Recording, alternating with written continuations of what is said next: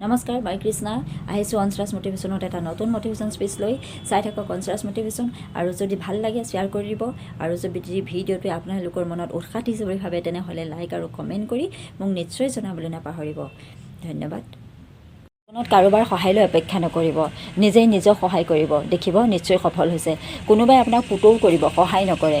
আপোনাৰে দুৰ্বলতাক, আপোনাৰে অক্ষমতাক বা আপোনাৰে বিফলতাক কোনোবাই মজাক কৰিব, কিন্তু আপোনাক সাহস দিবলৈ হয়তো ক'ৰবাত এজনহে ওলাব।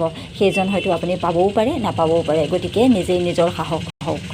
জীৱনটোক আগুৱাই লৈ যোৱা ইমান সহজ কথা নহয়, আৰু তাকো মসৃণতাৰে আগুৱাই লৈ যোৱা আৰুৱেই টান। গতিকে আপুনি আপোনাৰ জীৱনত এখন নাটকত যেতিয়া আপুনি অভিনয় কৰোঁতে ভাল অভিনয় কৰে, তেতিয়া আপোনাক ভাল অভিনেতা বুলি কয় আৰু দৰ্শকে আপোনাৰ অভিনয় চাই হাত চাপৰি মাৰে। ঠিক তেনেধৰণে আপুনি আপোনাৰ জীৱনটো এখন নাটক বুলি ধৰি লওক। আচলতে এখন নাটকেই। এই নাটকতো যদি আপুনি আপোনাৰ দায়িত্ব, কৰ্তব্য সকলোবিলাক সুচাৰুৰূপে পালন কৰিব পাৰিছে আৰু আপোনাৰ গতিপথো আপুনি মসৃণভাৱে সকলোৰে সাঙুৰি লৈ আপুনি ভাল ধৰণে আগুৱাই লৈ যাব পাৰিছে, আপুনি আপোনাৰ জীৱনতে সকলোৰে মুখত হাঁহি বিৰিঙাব পাৰিছে, তেনেহ'লে আপুনি আপোনাৰ জীৱন নাটকতো সফল হৈছে বুলি ভাবিব পাৰিব।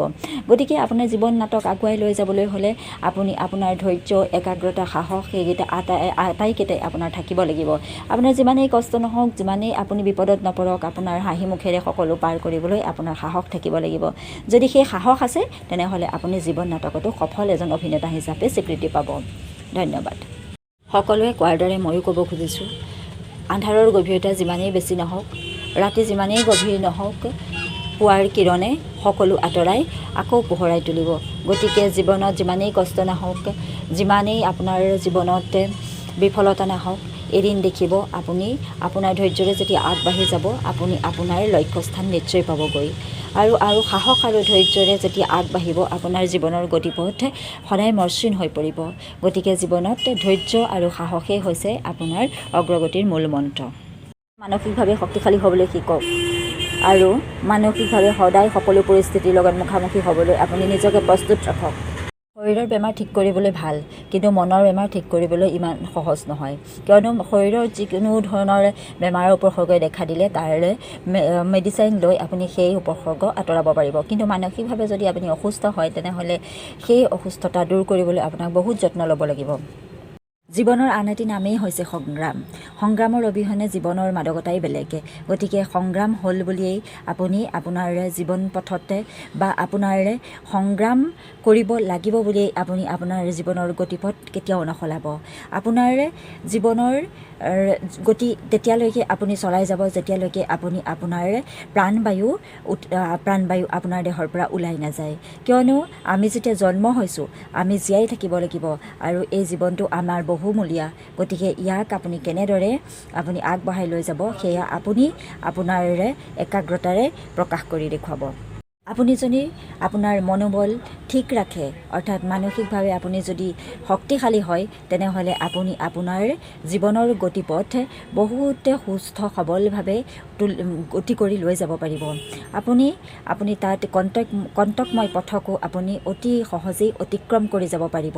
আপোনাক লাগে মাথো ধৈৰ্য, সাহস আৰু একাগ্ৰতা। মানুহৰ জীৱনত বহুতো ঘাত প্ৰতিঘাত আহিব পাৰে আৰু বহুতো কষ্ট হ'ব পাৰে, বহুতো ধৰণৰ বিপদ আপদ আহিব পাৰে। সেই বিপদ আপদ, কষ্ট যিয়েই নহওক, যিয়েই সমস্যা নহওক, সকলো সমস্যাৰ পৰা পৰিত্ৰাণ পোৱাৰ এটাই উপায় হৈছে, সেইটো হৈছে আপোনাৰ ধৈৰ্য, সাহস আৰু আপোনাৰ মানসিক মনোবল। সাহস আৰু ধৈৰ্য জীৱনৰ আটাইতকৈ ডাঙৰ মূলমন্ত্ৰ, যিটোক ওলাই কৰি আপুনি আপোনাৰ জীৱন পথত কেতিয়াও আগুৱাই যাব নোৱাৰিব। জীৱন মানেই হৈছে সংগ্ৰাম। অৰ্থাৎ জীৱনৰ আন এটি নাম হৈছে সংগ্ৰাম। এই সংগ্ৰাম ক্ষেত্ৰত আগুৱাই যাবলৈ হ'লে আপোনালোকে মানসিক আৰু শাৰীৰিকভাৱে শক্তিশালী হ'ব লাগিব। শাৰীৰিকভাৱে শক্তিশালী হোৱাটো এইটো নহয় যে আপুনি বাহুবলী হ'ব লাগিব। বাহুবলী নহ'লেও আপোনালোকে শাৰীৰিকভাৱে শক্তিশালী, অৰ্থাৎ আপোনালোকে যিকোনো ক্ষেত্ৰত আগুৱাই যাবৰ কাৰণে আপোনালোকৰ মনটো শক্তিশালী কৰি ৰাখিব লাগিব। যদিহে আপুনি মনটো শক্তিশালী কৰি ৰাখিব পাৰিছে, তেনেহ'লে আপুনি শাৰীৰিকভাৱে শক্তিশালী হ'ব পাৰিব। কিয়নো শাৰীৰিকভাৱে শক্তিশালী হ'বলৈ আপুনি বডি বিল্ডাৰ হ'ব প্ৰয়োজন নাই। আপুনি সুস্থ হৈ থাকিলেই হ'ল। এজন সুস্থ ব্যক্তিয়ে সদায় আপুনি মানসিকভাৱে আৰু শাৰীৰিকভাৱেও শক্তিশালী হ'ব পাৰিব। আপোনাৰ কেতিয়াবা যদি আপুনি শাৰীৰিকভাৱে অসুস্থতাটো ভুগিছে তেনেহ'লে আপুনি মানসিকভাৱে কেতিয়াও অসুস্থতাত নভুগিব। শাৰীৰিক অসুস্থতা খন্তেকতে ভাল হ'ব পাৰে বা ডক্তৰৰ দৰৱেৰে ভাল কৰিব পাৰে, কিন্তু মানসিক অসুস্থতা কিন্তু সহজে ভাল নহয়। গতিকে মই ভাবোঁ আপোনালোকে এনেধৰণৰ মটিভেশ্যনেল স্পীচবিলাক চাই থাকক আৰু তাৰ পৰা আপোনালোকে উৎসাহ লাভ কৰক।